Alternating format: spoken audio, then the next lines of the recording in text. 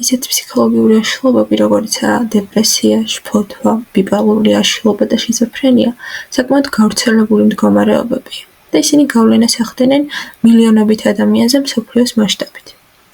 ფსიქიკურ ჯანმრთელობას უკავშირდება ისეთი სპეციალობები, რაც უკვე ვახსენეთ, როგორიცაა ფსიქოლოგობა, ფსიქოთერაპევტობა და ფსიქიატრობა. და ხშირად ადამიანებს უჩნდებათ კითხვა, რომელ სპეციალისტს მივმართო, რომელი მჭირდება და ამ კითხვაზე პასუხის გაცემაში დღევანდელი ჩვენი ვიდეო დაგეხმარებათ. და აქ არის მოცემული სპეციალისტების სია: ფსიქოლოგი, ფსიქოთერაპევტი, ფსიქიატრი. და ფოტოზე გამოსახულია კაცი, რომელსაც უჭირავს თუ ასე ვთქვათ მახათი, ანუ ზოგისთვის ეს არის ჯოხი, რითაც ცდილობს, რომ ეს აბურდული ძაფები დაალაგოს და საინტერესოა, ვინ როგორ ალაგებს ამ ყველაფერს და ვის რა როლი აქვს ჩვენი ფსიქიკის და ცხოვრების გაუმჯობესების პროცესში. დავიწყებ ფსიქოლოგიდან.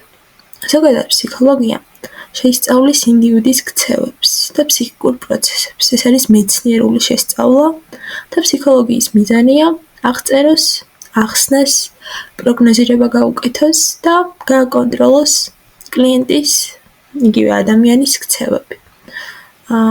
და ფსიქოლოგის მიზანიც სწორედაც ეს არის, რომ გაარკვიოს, რას ფიქრობენ ადამიანები, როგორ მოქმედებენ, როგორ რეაგირებენ და ურთიერთობენ ერთმანეთში. და ის შეეხება ქცევის ყველა ასპექტს.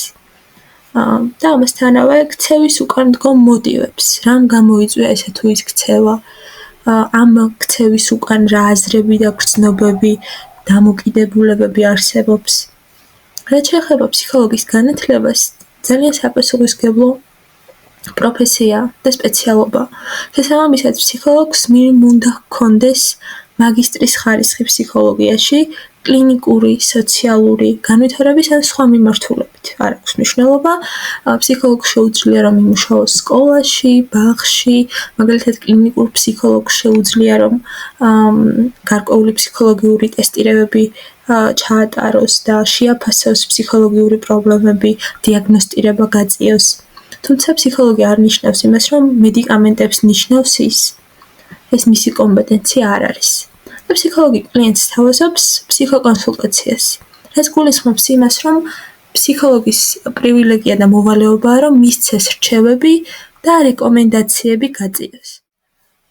რა თქმა უნდა, ფსიქოლოგს შეუძლია რომ გახდეს ფსიქოთერაპევტი, თუმცა მან უნდა გაიაროს სპეციალური სასწავლო პროგრამა ფსიქოთერაპიის კონკრეტულ მიმართულებაში. ეს შეიძლება იყოს გეშტალტ თერაპია, არტ თერაპია თუ სხვა. რაც შეეხება ფსიქოთერაპიას. ერთ-ერთ სახელმძღვანელოში ამოვიკითხე, რომელიც ძალიან მომეწონა ის განმარტება. ფსიქოთერაპია არის ურთიერთაღმოჩენისკენ მიმართული და თანამშრომლობაზე დაფუძნებული მოგზაურობა. და ამ პროცესში ფსიქოთერაპევტი არ უნდა ცდილობდეს პაციენტის აწყობა შეკეთებას. ანუ პაციენტი არ არის რუბიკ კუბიკი, ხო? ვერ ააწყობ და ვერ დაშლი და ვერ შეაკეთებ. ეს არ არის ფსიქოთერაპიის და ფსიქოთერაპევტის მიზანი. რაც შეეხება ფსიქოთერაპევტის განათლებას, ფსიქოთერაპევტს უნდა ჰქონდეს ხარისხი მედიცინის, ფსიქოლოგიის ან სოციოლოგიის სფეროში და ასევე დამატებით გავლილი უნდა ჰქონდეს მინიმუმ 4 ან 5 წლიანი ფსიქოთერაპიის სპეციალიზებული სასწავლო პროგრამა. ფსიქოთერაპევტად ჩამოყალიბება საკმაოდ ხანგრძლივი და რთული პროცესი, ალბათ ყველა დამეთანხმება, ვინც ცდილობს რომ გახდეს ფსიქოთერაპევტი ან უკვე ფსიქოთერაპევტია. და ფსიქოთერაპევტად გახდომა მოიცავს სხვადასხვა ეტაპებს. რეგულარული პირადი თერაპიის გავლას, მათ შორის კვალიფიკაციურ თუ აკრედიტაციის მქონე ფსიქოთერაპევტთან და ასევე აკრედიტებული სუპერვიზიის ქვეშ მუშაობას. ფსიქოთერაპევტი კლიენტს ეხმარება საკუთარი თავი აღმოაჩინოს, არ აქვს მნიშვნელობა ეს იქნება ფსიქოლოგიური, ემოციური თუ ურთიერთობის პრობლემებთან გამკლავების რესურსი მოაძებნინოს. და თუ ფსიქოთერაპევტი შეამჩნევს, რომ კლიენტს აქვს ფსიქიკური ჯანმრთელობის რაღაც სპეციფიური პრობლემა, რომელიც საჭიროებს დიაგნოსტირებას და მედიკამენტოზურ მკურნალობას, ამ შემთხვევაში ის ამისამართებს ფსიქიატრთან. და საჭიროების შემთხვევაში ფსიქოთერაპევტი და ფსიქიატრი კლიენტთან მუშაობენ ურთიერთშეთანხმებულად და ერთდროულად. დავამატებ ასევე იმას, რომ ფსიქოთერაპია, როგორც ვახსენეთ, ეს არის მოგზაურობა, ხო? თანამშრომლობაზე დაფუძნებული მოგზაურობა. სადაც ფსიქოთერაპევტი არ არის ავტორიტეტი და მისი მოვალეობა არ არის, რომ პაციენტს უთხრას რა არის სწორი და რა არასწორი და რჩევები გასცეს. ხშირად პაციენტებს გონიათ, რომ როდესაც ფსიქოთერაპევტთან მივლენ, ერთი თერაპიით ისინი მიხვდებიან რა უნდა გააკეთონ, მართლები იყვნენ, არ იყვნენ მართლები, ხო? ეს არ არის ფსიქოთერაპევტის კომპეტენცია. და ასეთი ფსიქოთერაპევტი არ არის და ის უბრალოდ ფსევდო ფსიქოთერაპევტია. რაც ყველაზე მნიშვნელოვანია.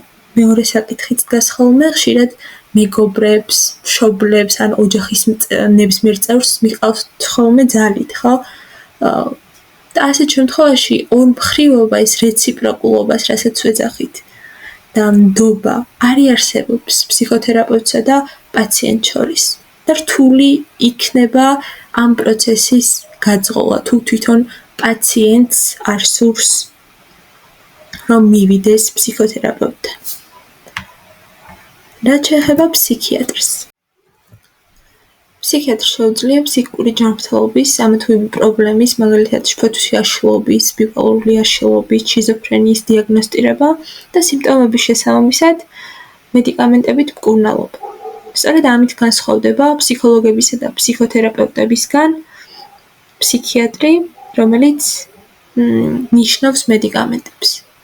იმ შემთხვევაში, თუ ფსიქიატრი შეამჩნევს, რომ მედიკამენტით მკურნალობა უშედეგოა, ამ შემთხვევაში ამის სამართებს, ანუ რეფერირებას უკეთებს ფსიქოთერაპევტთან. და ერთობლივი კომპლექსური მუშაობა ხშირად უფრო ეფექტიანია ხოლმე. და ბოლოს, მინდა რომ ჩემი ვიდეო დავასრულო ერთი საინტერესო პროცესით, რაც ბუნებაში ხდება ხოლმე. ამას ეწოდება ფოტოტროპიზმი. ხშირად, როდესაც ყვავილები მოწყენილები არიან და თავი დაბლა აქვთ ხოლმე დახრილი და როდესაც უეცრად ცაზე ბზი ამოდის ხოლმე. ისინი თავს წევენ მაღლა და ამ მზისკენ მიისწრაფიან ხოლმე. და გისურვებთ, რომ თქვენს ცხოვრებაში ისეთი სპეციალისტი გეპოვოთ, რომლებიც მსგავსად გაგრძნობინებენ თავს. მადლობა ყურადღებისთვის. ეს ლინის ფსიქოლოგიური სივრცეა. მომავალ შეხვედრამდე.